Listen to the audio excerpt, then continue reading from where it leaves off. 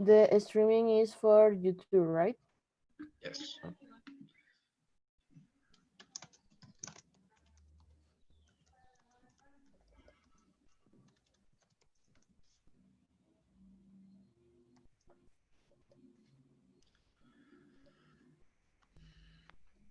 Hello, everyone. It's nice to see you again, or well, to you to see me and the rest of our team through the webinar. Today we are bringing our 15th, fifth, no, 13th webinar for the Americas webinar series, and we have gender-based violence in times of COVID-19 with our beautiful Scora array Fatima Rodriguez, our PC of gender-based violence Shaima Adel, and our Scora GA Claudia Shaimus. So I give you a big welcoming and obviously thank you for taking your time and um, sharing this important knowledge with the region and all of the other regions who are attending to the webinar. So girls, I give you the floor. Thank you, Juanca. And I would just want to say thank you to Claudia and Shaima for accepting to facilitate this webinar with us. And the topic for today is gender-based violence in time of COVID-19. So we are going to start with the webinar now. Okay, hello everyone. As they introduced me before, I'm Shaima Adil and I'm the program coordinator on gender-based violence. I'm so happy to be with you all today, and thank you so much for everyone joining us and joining the webinar. So, the first thing that we want to talk about before going into the depth of how COVID-19 affected gender-based violence, we want to just give you a brief introduction into gender-based violence itself, its causes, its consequences, like the general outlook of gender-based violence worldwide. So first, we will go through the definition of gender-based violence. And gender-based violence is defined as a harmful act or threat based on a person's sex or gender identity. So it is basically violence that is directed against a person because of that person's gender, or or violence that affects persons of a particular gender disproportionately. It is actually a term that is inclusive of not only women, but also of men, LGBT identifying individuals, and gender non-conforming individuals. So it just a shift from the traditional referring of only men committing violence against women to violence that occurs to anyone on the basis of their gender. So yes, it is. It's also important to stress that it's not only physical acts of violence that would amount as gender-based violence, but also it includes threats of violence, coercion, or arbitrary deprivation of liberty. So simply threatening someone of causing them harm or inflicting violence upon them is an act of gender-based violence in itself.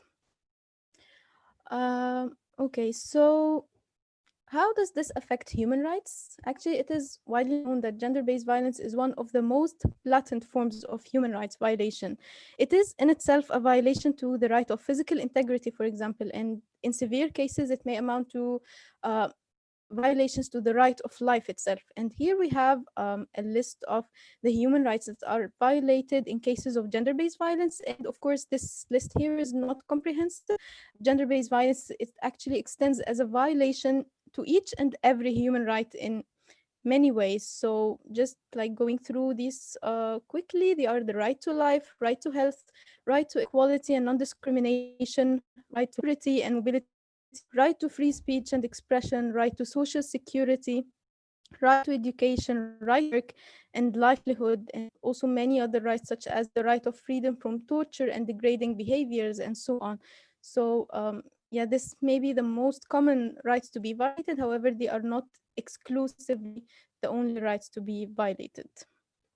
Um, okay, moving to the next part, we just go through a quick overview of the types of violence, like how gender based violence actually manifests.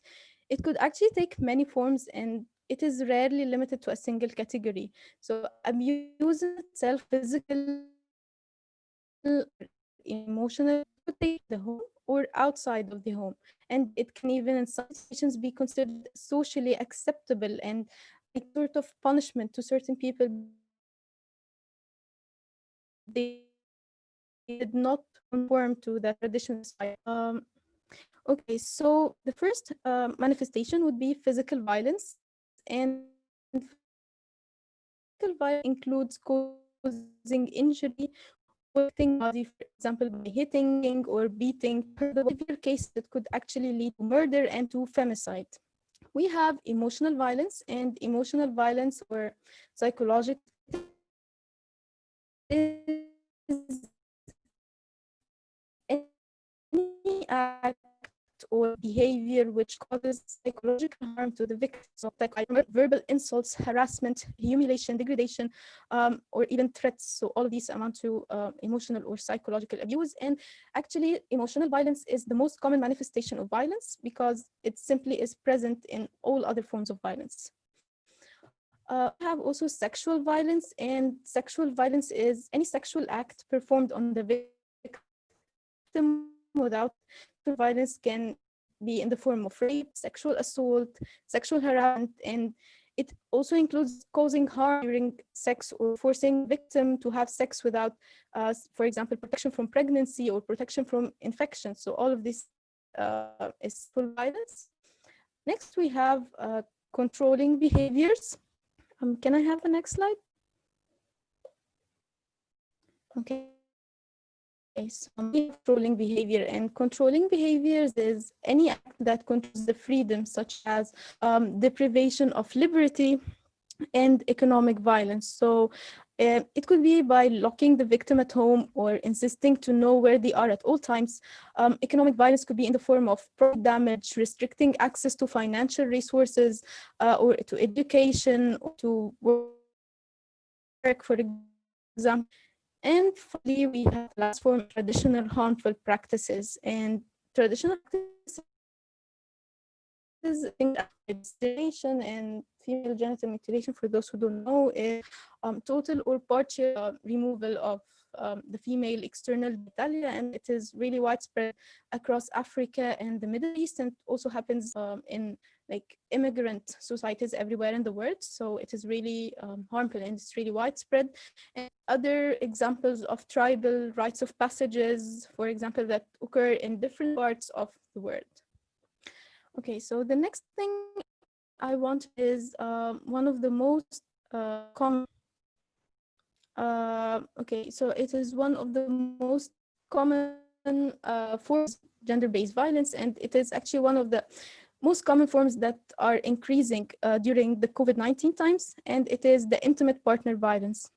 So, intimate partner violence refers to ongoing or past violence and abuse by an intimate partner or ex-partner, such as how a husband or wife, boyfriend, girlfriend, or lover, either current or the past. And this actually means that if you have an ex-boyfriend who is doing violence on you right now, then this is a form of intimate partner violence in itself. It doesn't have to be the current partner doing the violence.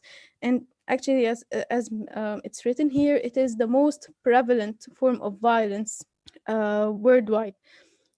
So, at more than 75% of violence against women globally is committed by the male intimate partner, like a huge number, considering that there is someone that the woman or this person is actually confiding in and trusting. So it's really um, like it's really sad to have this much prevalence.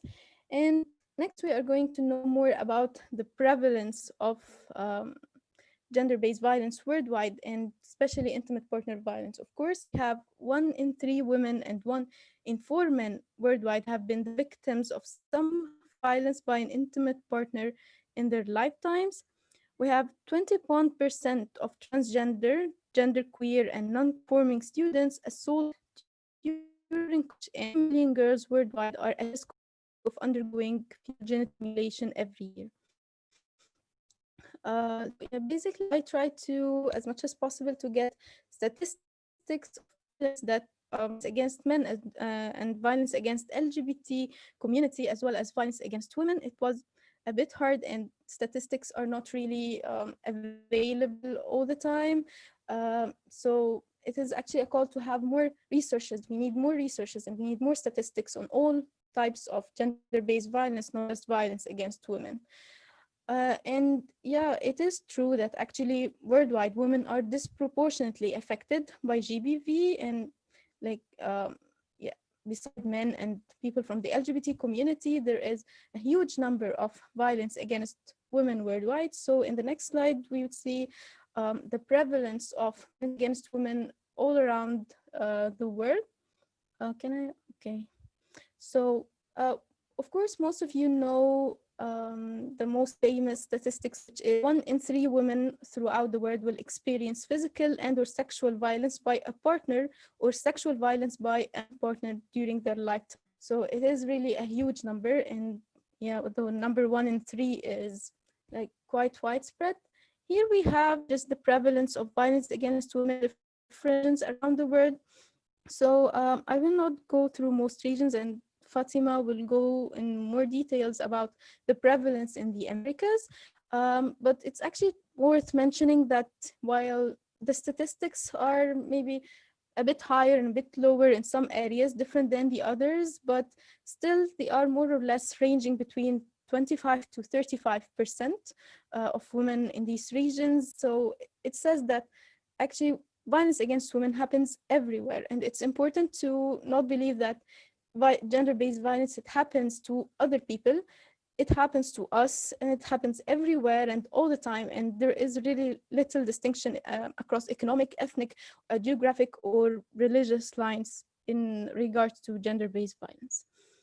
So we might be wondering what actually causes gender-based violence, or why it is so prevalent in the world. So here we have the causes and triggers of gender-based violence, and it's really important to make this distinction between what is a cause and what is a trigger, because a cause is the root of the problem. A trigger, however, is something that just basically makes it like it uncovers it, or it shows that it exists. It may, for example, like increase it, however it does not cause it from the beginning. So here we have like factors divided from individual, relationship, community, and society. And individual triggers would be like witnessing violence before, absence or rejecting father, being abused as a child, alcohol use, and there are so many others. Other triggers to that relationship could be because of having like a conflict in the marriage relationship, the male control of wealth and decision in the family. In the community, we have poverty, low socioeconomic status, unemployment, violence, so like associating with peers who actually do violence, and isolating women and families. And in the society in general, we have the norms granting men control over female behaviors, acceptance of violence as a way to resolve a conflict, the notions of masculinity, and rigid gender roles. And yes, it's really important to note that the society causes are the root causes of gender-based violence, and uh, like these are what makes gender-based violence existent in the world. So one of the triggering factors of gender-based violence could be humanitarian crises such as wars, natural disasters, refugee camps, or the COVID-19 pandemic in which we are living right now.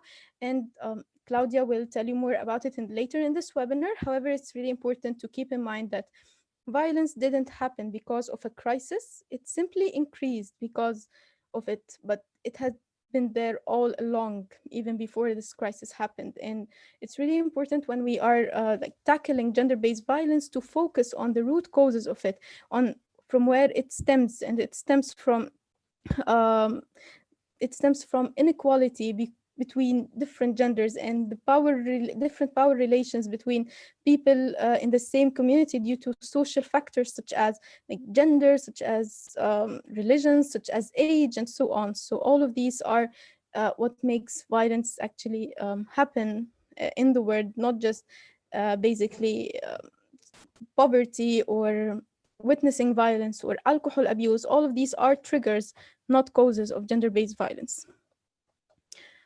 Okay, so next we just mention quickly what are the consequences of gender-based violence. And Gender-based violence actually has extremely serious implications for health. It could be both physical and psychological, and it could be immediate as well as long-term consequences. So immediate consequences are the physical consequences, and this could range from injury, fractures, and it could lead eventually to death. In some situations, it manifests as chronic pain syndromes such as headaches, pain during menstruation, and so on. And actually, it's quite shocking that 38% of all murders of women globally reported to be committed by their intimate partners. Another social is sexual and reproductive consequences.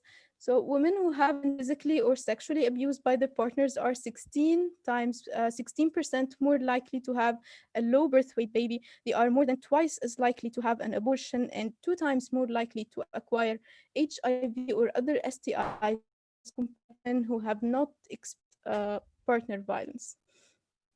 The third one is psychological consequences. And women who have experienced non partner sexual violence are more likely to have alcohol use disorders, and they are as twice as likely to experience depression or anxiety, as well as suffering from eating and sleeping disorders. And they are 4.5 times as likely to attempt suicide as well. So the public health burden of gender-based violence is really huge, and it requires immediate interventions in the near future. So that's it for the overview on gender-based violence, and I would leave you with Fatima uh, to talk more about gender-based violence in the American regions.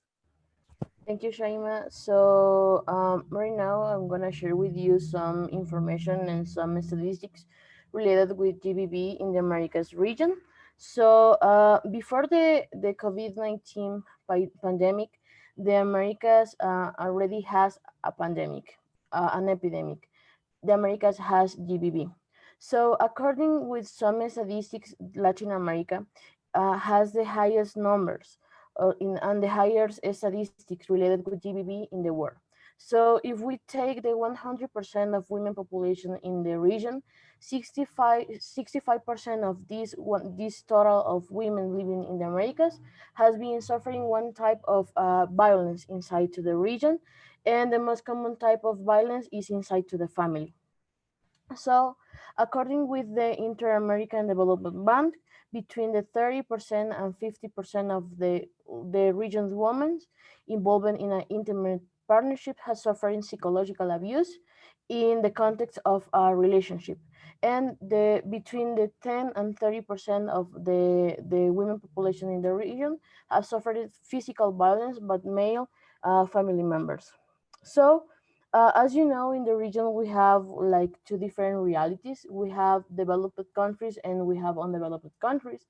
So, if we talk about development countries, we can talk about USA and Canada, and the rest of the countries in the region can be considered as undeveloped countries. So, if we separate these two groups of countries and we separate the physical and sexual violence by romantic partners and physical or sexual violence by a family member, as you can see, we have a huge difference between each group of countries. So, in the developed countries, it's most common suffer physical or sexual violence by a family member, and in the Americas, in the undeveloped countries in the Americas, it's most common suffer physical or sexual violence by a family member.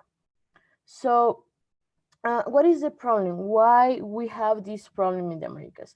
So the main cause of the GBV in the region is the normalization of machismo and toxic masculinity. Why? Because we live in a patriarchal social-cultural context. So for us, the GBV is something natural, is something regular in our lives.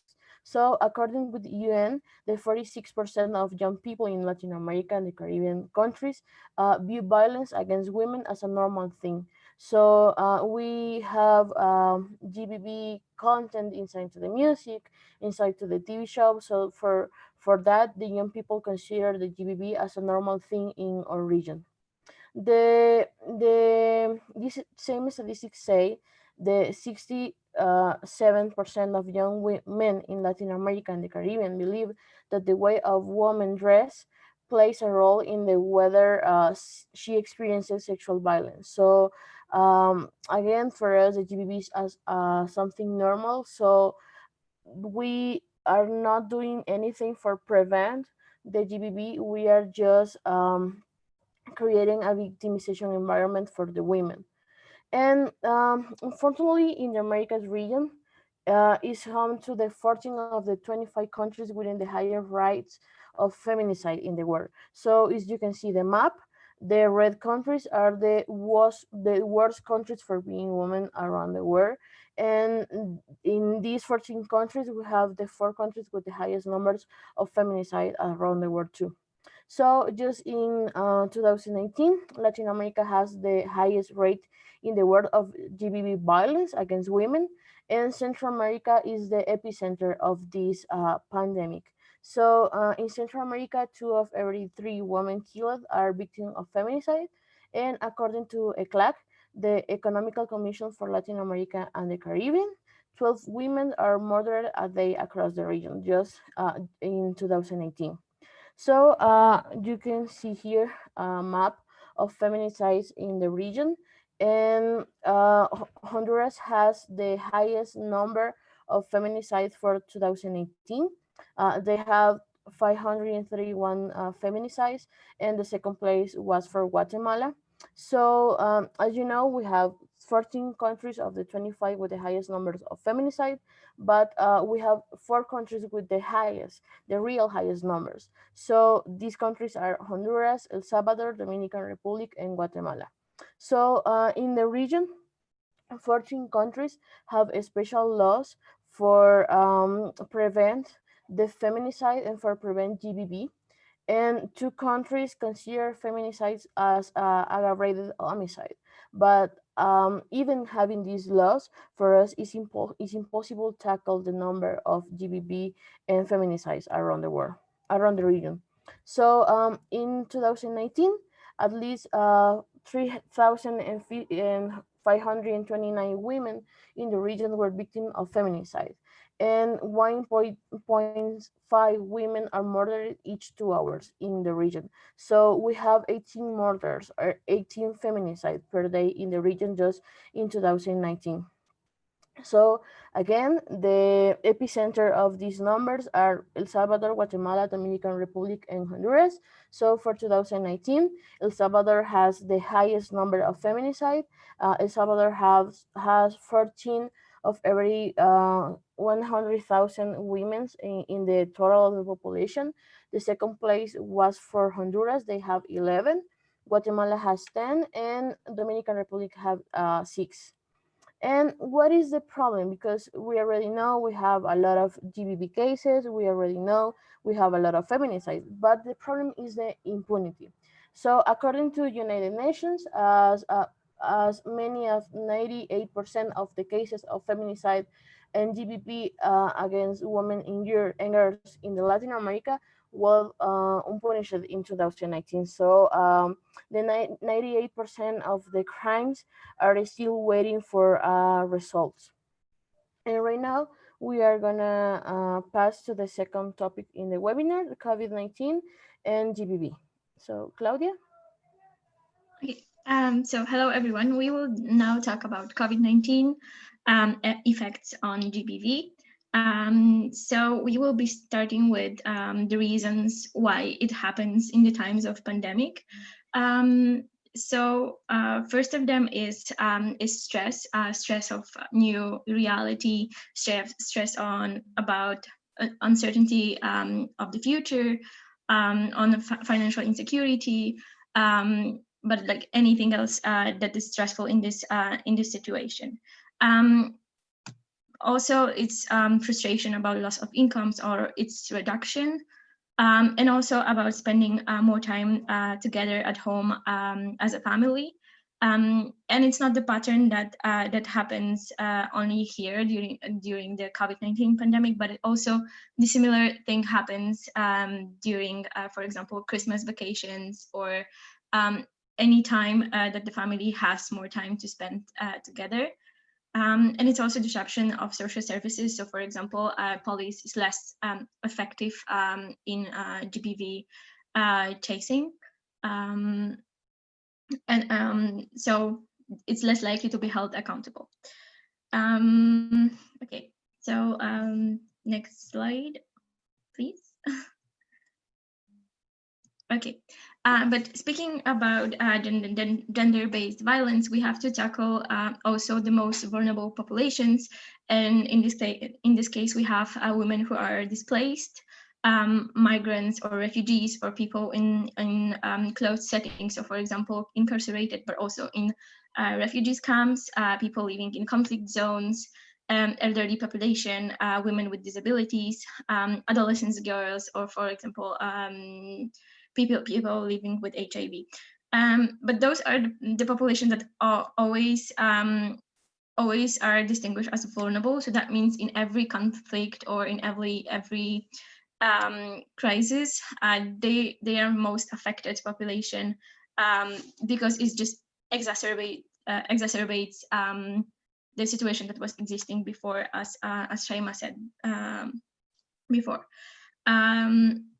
And I just wanted to mention here that it was reported that during the pandemic, the women with disabilities and also women, elderly women that recovered from COVID-19 were stigmatized and also isolated from their communities, and they refused support because of the stigma of the infection, but also on the basis of their sex.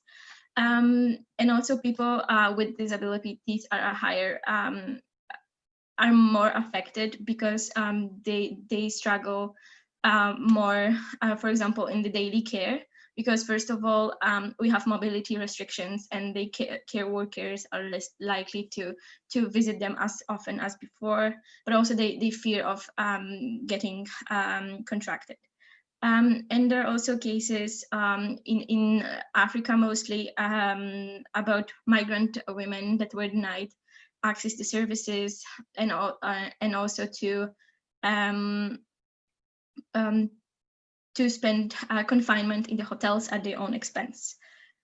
Okay, so the problem with assessing GBV that happening in the times of COVID is that the data is insufficient, but reports around the world suggest that there's a significant increase of domestic violence since the lockdown. And it is said that people learn from the history, but it's certainly not in regards of pandemic, because the similar pattern was observed in Ebola outbreak and in other times of crisis. So it will most likely occur in the future as well. And in some countries, there's also noted that there was reduction of seeking services, but the reasons why it happened is not because the severity decreased, but because of movement limitations, but also the fear of getting infected by attending the hospital if there are some medically needing injuries.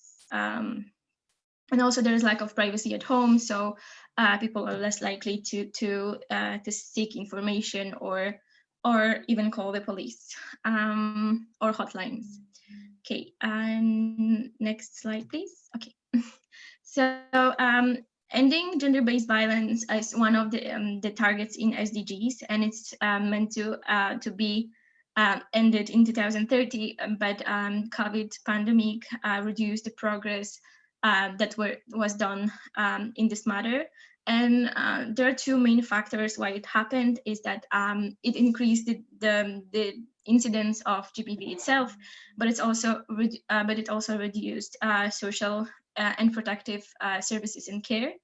And it is estimated that for every 3 months of the lockdown, there's an additional 15 million cases of GBV that are expected to happen. Okay. So as I said before, the data is really scarce. As you can see, there are like those statistics are on from 3 to 15 countries here. But if you add brick to brick, you have the bigger picture. But in this diagram, I would like to say that you can definitely see that the usage of hotlines increased, helplines increased, and also seeking health centers as well. Okay. And the next one. Okay. So if you add all the statistics that are done by different sources, you can see that the estimated increase is around 30%. So that was, for example, done in Cyprus and France, in Singapore, but also in Argentina. And similar pattern was observed in Spain, USA, Canada, UK, and Germany. But also there are cases from Australia, and they said that there was a survey that reveals that 40% of frontline workers reported that there was increased demand for seeking help by survivors, but also 70% of cases increased in severity. So not only the prevalence of GBV increased, but also the severity and complexity of those acts. Okay, and also I wanted to mention that in some cases, for example, in Italy, in the beginning of March, there was observed less usage of helplines because women found it difficult to ask for help during lockdown. So this is something which is super interconnected, and it's really hard to bring conclusions regarding how COVID-19 affected GBV, but those are the ones we could bring up. Okay, so in the next slide we have also more numbers. So I said we have around 30% increase of GBV, and but also in China, in February 2020, there were 3 times more calls to police than in February 2019. So it's 300% increase of police interventions. Also, in the last 12 months, there's estimated that 243 million women and girls aged 15 to 49 experience physical or sexual violence by an intimate partner. But this number is extremely huge, but just keep in mind that it's only intimate partner violence. And as Shaima said, it's the most common one when we talk about gender-based violence, but we also have to keep in mind that it doesn't include the older population, and it doesn't include gender violence that is done by other members of the family in the same household. So the number is probably higher, even though this one is already high. And on the other hand, as I said, there's less effectiveness in holding accountable the perpetrators.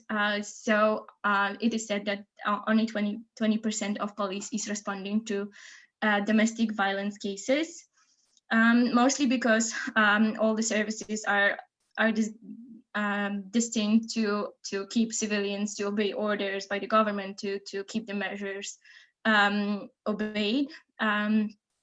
So this is the result of those actions. Okay, the next slide.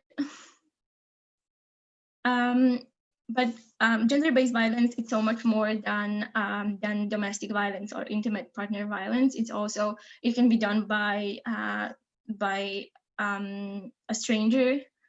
So first of the things I would like to distinguish here, that it's more than domestic and intimate partner violence, is sexual harassment in public. So those cases didn't stop to be reported, even though there's less people on the street. But it's also it puts all women in at heightened risk because there's less bystanders. So the perpetrators are more encouraged to commit those acts. And also some women already reported that there is increased incidence of sexual harassment rates because they use less public transport, and they just choose to walk or cycle to work. So they use those empty streets or parks.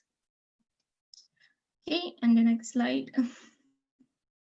Okay, but it's also there's also a case of cyber violence. So as a result of lockdown, there are people that use more online platforms and also the internet itself. And it causes the rise, in particular, sexual harassment and sex trolling, and also stalking and bullying, and the most worryingly, grooming into sexual exploitation. But about sexual slavery, we will be talking a bit later. There is something that is not connected with GBV itself, but it's also, I think, worth mentioning that according to Europol statistics, online activity of people who are seeking child abuse materials is also increasing. And also statistics from Australia, they give us numbers about abuse and bullying on the internet that increased by 50% in the recent times.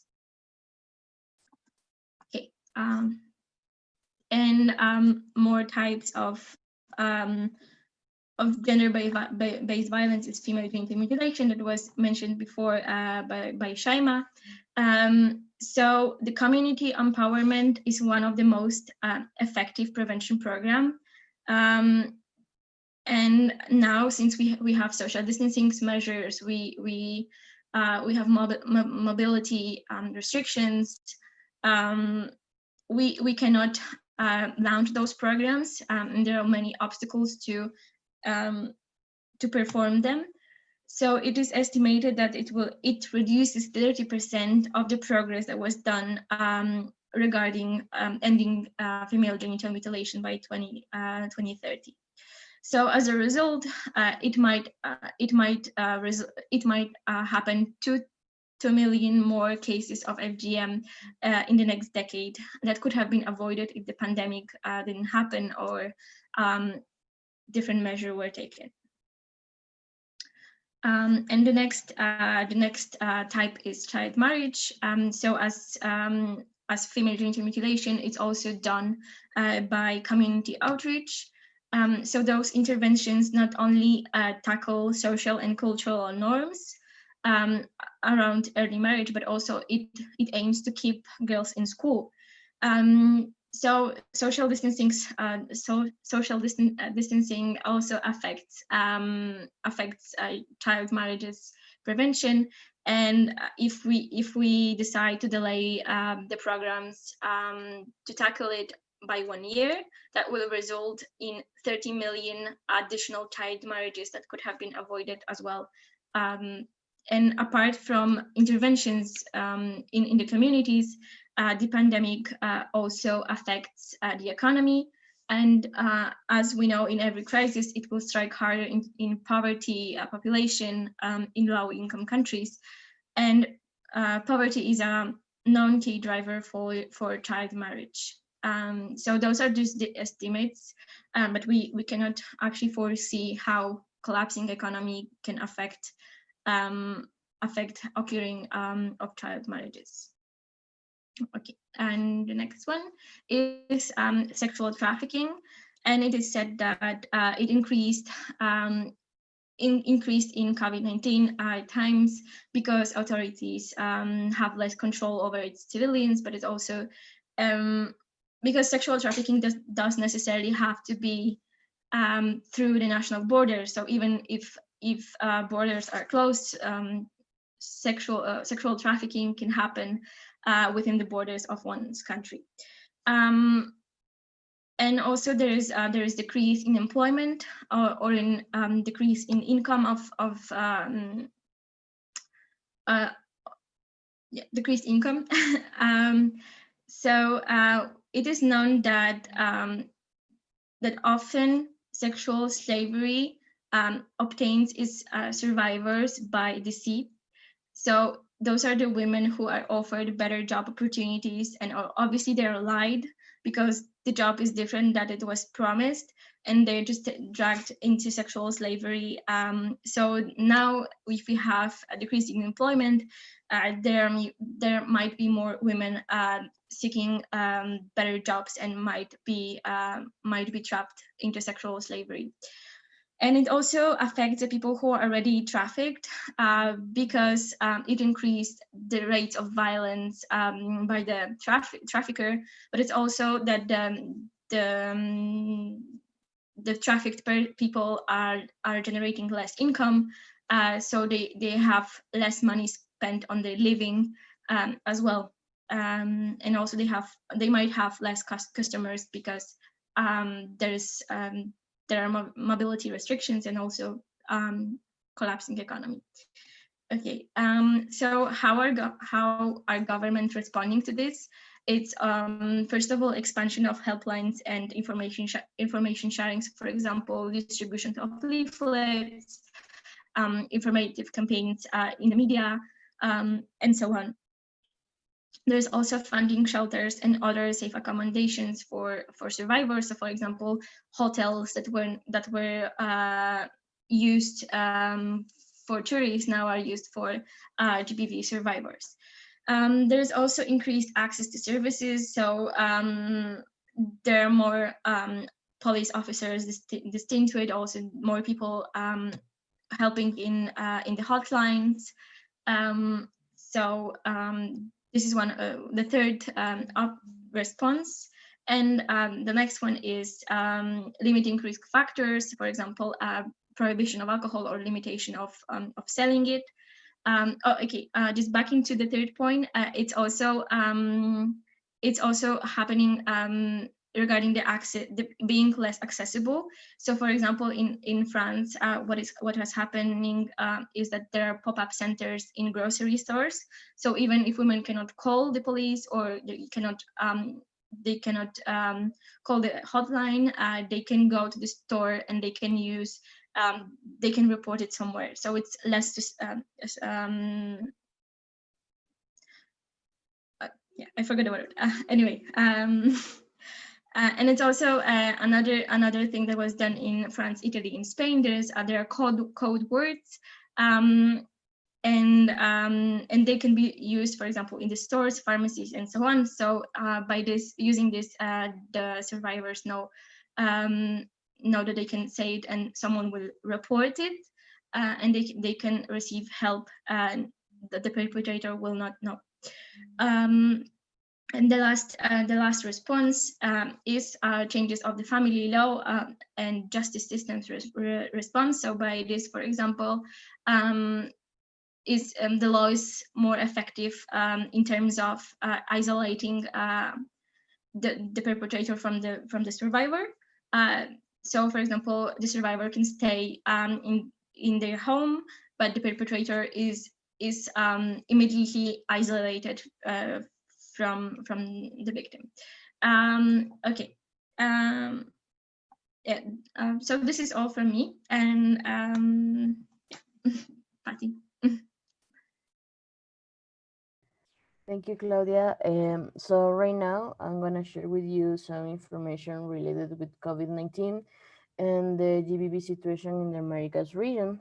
So, as I said before the COVID-19 pandemic, we already have an epidemic in the region, and this epidemic was GBV. So the main problem is the impunity and the 98% of the feminicides and the 98% of the GBV cases in the region are still waiting for results and still waiting for condoms. So we need to remember that. So unfortunately, in many American countries, there has been a significant increase.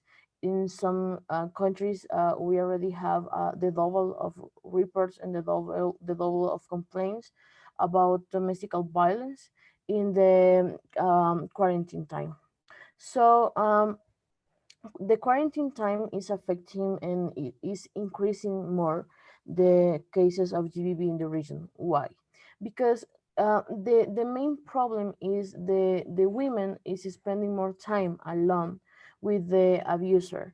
So we already know inside to the Americas, the most common type of GBV is related with family members or the is related with the romantical relationships. So the women are living with the abusers and they don't have any place or they don't have any opportunity for escape to the to this toxic relation. So this increase the number of cases related with GBV.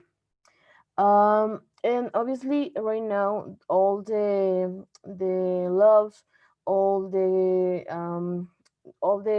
activities in the governments are related with the COVID-19 situation. So right now the governments don't have enough skills, they don't have enough spaces for make complaints against the GBV cases in the region. And obviously right now we have barriers to access to essential services, because right now we can access in an easy way to health services. We don't have access to legal services too, and the social services included refugees right now are for the COVID-19 patients. So we don't have a space right now for fight against the GBV in the region. So we have some effects in the quarantine, because the first effect is we are isolate women at home. So right now the women are living with the aggressor, so we don't have a lot of options for these women. We have decreased access to social justice, because obviously all the legal services are closed, or they are not working in 100% of the of the time. And we have heightened the risk of gender-based violence and feminicide. So that's are the direct effects of the quarantine in the GBV situation in the region. So I'm gonna share with you some statistics. So we can see here in this infographic, when the quarantine and the lockdown situation is in started in the region. Can you hear me?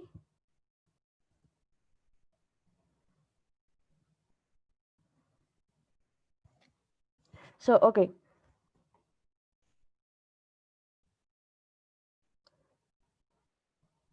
I don't know if you can hear me because I'm having internet connection. Okay, perfect. So you can see in this infographic when the lockdown started in some countries in the Americas region. So as I said before, we have almost the double of complaints, and we have almost the double of cases related with GBV in some countries. So for example, in Argentina, just in Argentina, we have 120% more most calls related with GBV complaints. Bolivia registered 158 cases of domestic violence just the first week of the quarantine, and just the first week of the lockdown. So Argentina and Bolivia are the most affected countries for GBV in time of quarantine. So the problem is not just the GBV in general. It's not just the aggression. According to UNAID, additional 18 million of women just in Latin America have problems right now to access in a safety way to contraceptives. Why? Because we have a lot of toxic masculinity inside to the families. We have a lot of toxic masculinity inside to the relationships. So the women's not all the time have the freedom to access to contraceptive methods right now in the quarantine time. And uh, so right now I can share with you some specific statistics. So just in Colombia, as you can see, the reports of domestic violence during the lockdown have increased by 175% compared with the same period the last year. So as you can see, we have a huge difference between the 2019 and the 2020. In Mexico, domestic violence calls to helping have gone up by 60% in first week of lockdown. And Dominican Republic, the violence services of the Ministry of Women Affairs received 619 calls during the first 25 days of quarantine. So we are fighting against two pandemics at the same time in the Americas. We are fighting still against the GBV, and we are fighting against the COVID-19 situation. And for example, if we if we talk about feminicides, just in Argentina, according to official medias, we have 19 feminicides in 1 month between March to April. But according to NGOs for who prevents the feminicide and who fight for the feminist movements inside to Argentina, we have 49 feminicides from March to May. So as you can see, we have a super difference between the official reports between the unofficial reports in Argentina, but we have a high number of difference. And in El Salvador, the official offices of human rights reported not feminicide the first months of lockdown, but again, the NGOs who work with the feminist movements in El Salvador reported 13 cases just in the same period. So we have a huge difference, but we have a problem. We have a lack of information right now because if we talk about the number of COVID-19 cases, not all the countries have real information. Not all the countries are reporting the real number of COVID-19 cases because we have right now discontrol in the public health systems in all the Latin American countries. So if we can't report the exactly number, the real number of COVID-19 cases, for us it's impossible to share real statistics for GBV. And for us, it's impossible to share real statistics for feminicides in the region. So again, in Mexico, we have more more victims, more women victims for GBV and for feminicides than the victims to COVID-19. So the victims related with GBV were 377, but the COVID-19 in the same time just reported 100 cases for women. So again, the GBV is worse in the region than the COVID situation. And in Brazil, 6 Brazilian states increased 6% in March of feminicide. So we if we compare 2019 with the 2020, we have in 2019 30 feminicides in these same 6 states, and right now we have 15 killings, 50 feminicides just in the same states.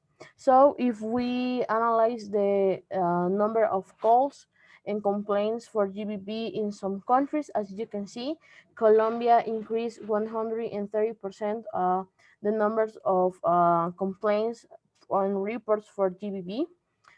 Chile increased 70%.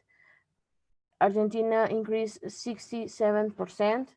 And Sao Paulo increased 45%, and Mexico increased 25%. So as you can see, we have a huge problem, and right now we have women living with the enemy, and we can't do anything right now. So as we know, we live in a patriarchal state. So the discrimination and the violence against women is cultural, and right now the problem is worse because we can't do anything because we are in a lockdown in almost all the countries in Latin America.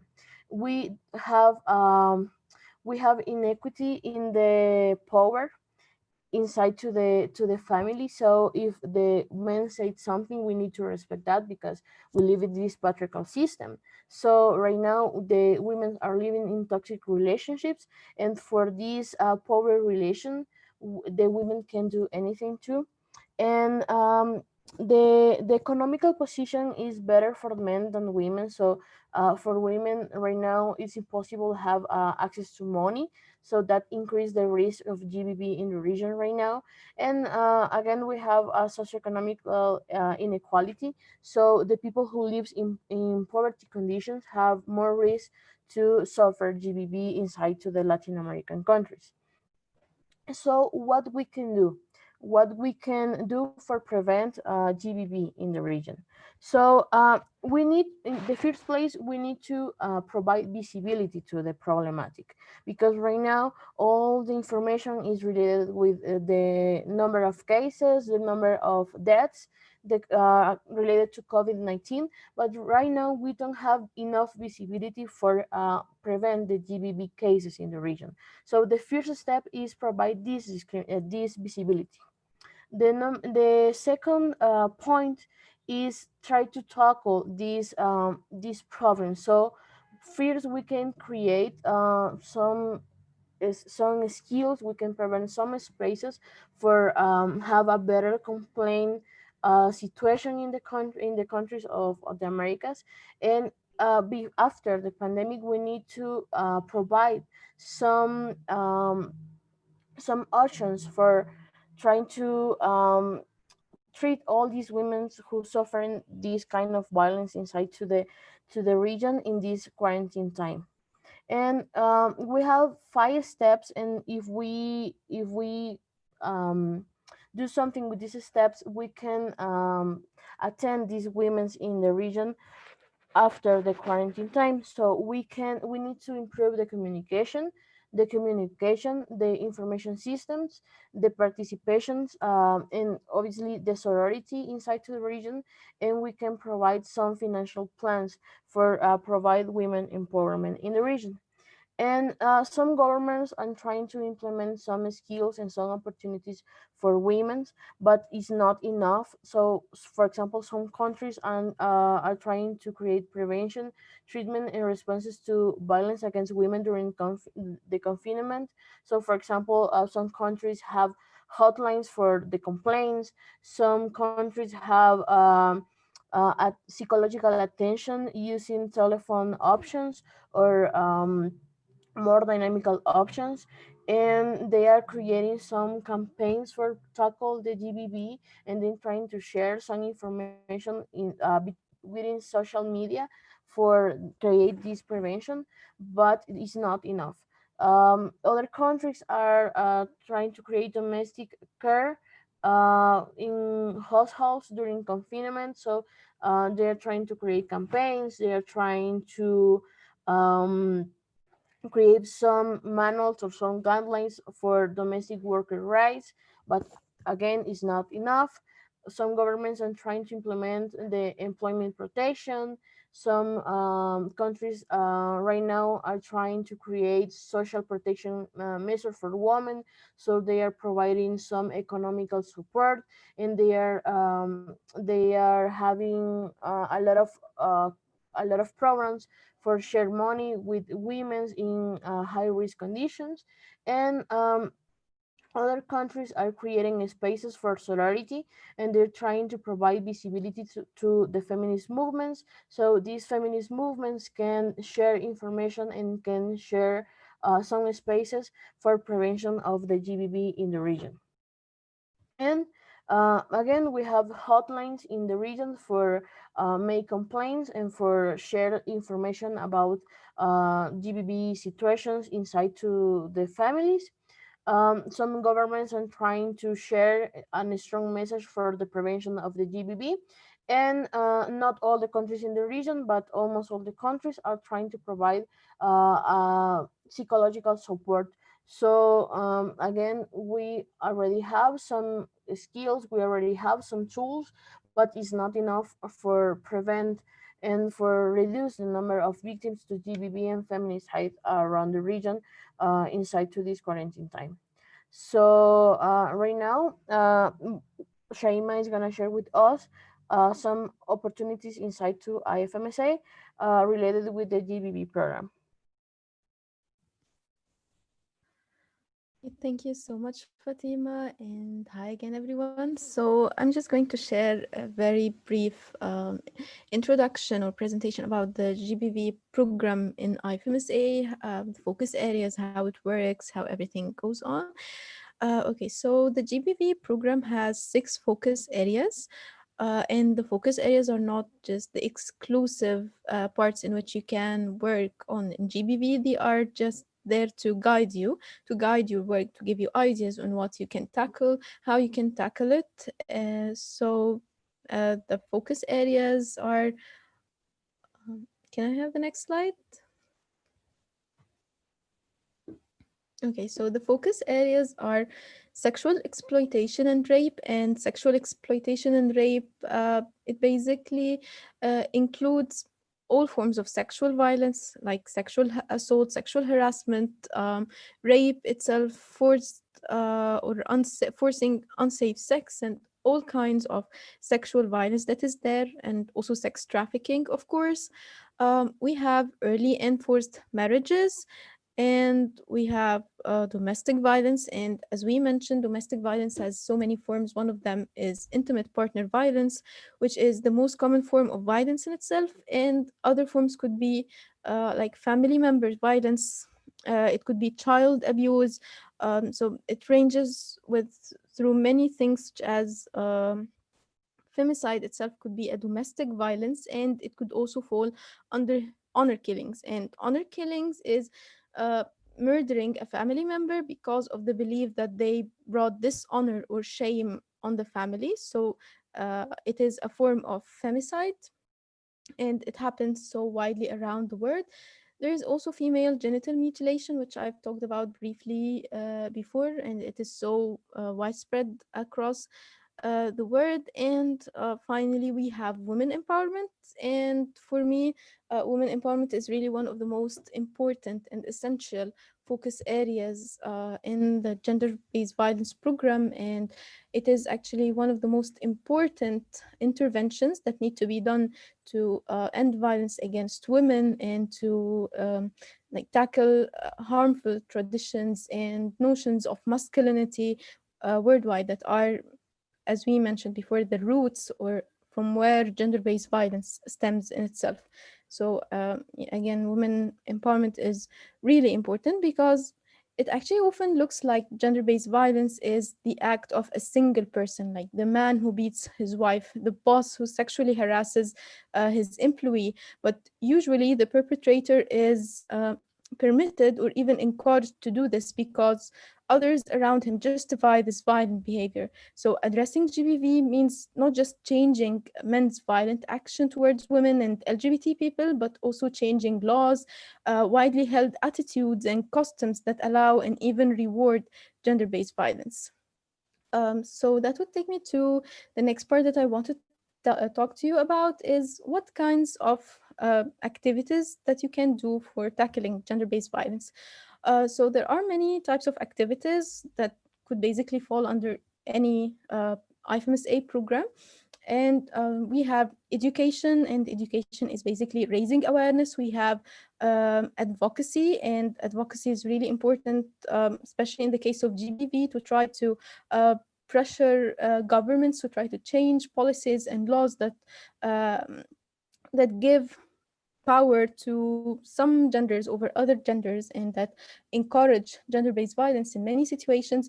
There are campaigns, and like campaign is a combination of both education and advocacy. So it basically has like it is basically educating so many people, so that when you are raise awareness of these these so many people, they will in themselves be a pressure on the government to change policies and to change laws in favor of creating or achieving gender equity in the end. So all of these and other activities as well, such as fundraising and stuff like that, could fall into the gender-based violence program and could be enrolled into the gender-based violence program.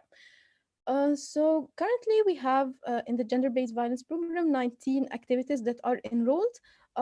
There were 4 activities submitted from the Americas, and I believe that there are so many other activities in the Americas region, in the American regions, that tackles gender-based violence. So I encourage all of you to enroll in the GBV program because enrollment will give you so many benefits, such as being able to use the IFMSA logo for promoting your activity, having feedback on your activity design, like contacting me or asking me for any resources, any assistance or support or help in designing your activity and implementing it and evaluating it, and so many other benefits. So if you still want to enroll, if you still want to create an activity on gender-based violence, please contact me. It's gbv@ifmsa.org. Don't hesitate to like ask for the steps or like just fire away any questions that you have. It's really important because right now we have so many activities that target COVID-19 and tackle COVID-19. But as we have seen through this webinar and through the presentations, that gender-based violence is truly another pandemic that's really widespread and that has so many grave public health consequences and effects. So it is important to tackle it even in the COVID-19 times, because COVID-19 that just showed us how fragile all the systems are and how they could like fall in 1 minute because of a crisis that occurs. So we need to strengthen our emergency response to GBV. We need to have give better access to survivors of GBV for counseling, for help whenever they need to. So it's really important to tackle all of these issues right now and to try as much as possible to tackle masculinities and notions of masculinities and gender inequities to finally achieve like ending gender-based violence worldwide. So if you want any support in framing your activity, uh, we have 5 policy documents in IFMSA that tackle gender-based violence issues, and they are obstetric violence and humanized birth, ending gender-based violence, female genital mutilation, gender equity, and abolishing child marriage. So you can use all of these policies if you're doing advocacy work. You can always contact me for resources or for support or help. And you can use the IFMSA activities background database to get other ideas of what kind of activities you can do and like implement. And yeah, that's basically it for like gender-based violence in IFMSA. If any of you have further questions or need any kind of help in enrolling or in reporting, please contact me. And yeah, thank you so much, Fatih.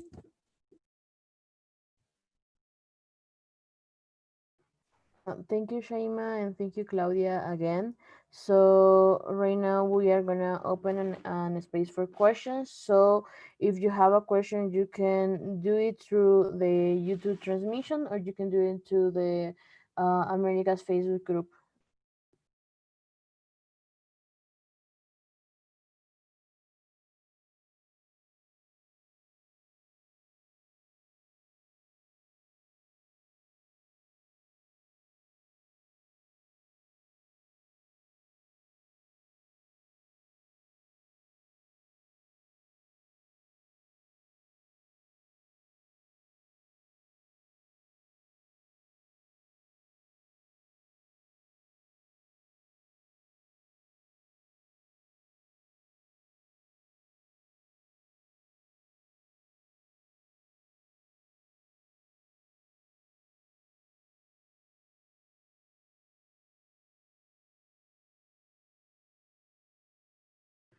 So I see no questions for us.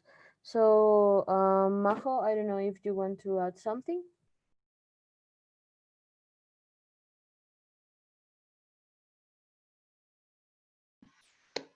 Well, Fatih, Shaima, and Claudia, thank you very much for this amazing webinar. I hope the region or all the viewers got to learn something and to be advocates for women empowerment and all these other important topics that were addressed by the time. Thank you everyone who attended to the webinar. Just a small reminder that for next Wednesday, we're going to have a comparison among healthcare systems and how we are dealing with COVID-19 with Bianca Arscomi and Nicolai Nunez from Jamsa, Jamaica at 23 GMT. So thank you again for being here.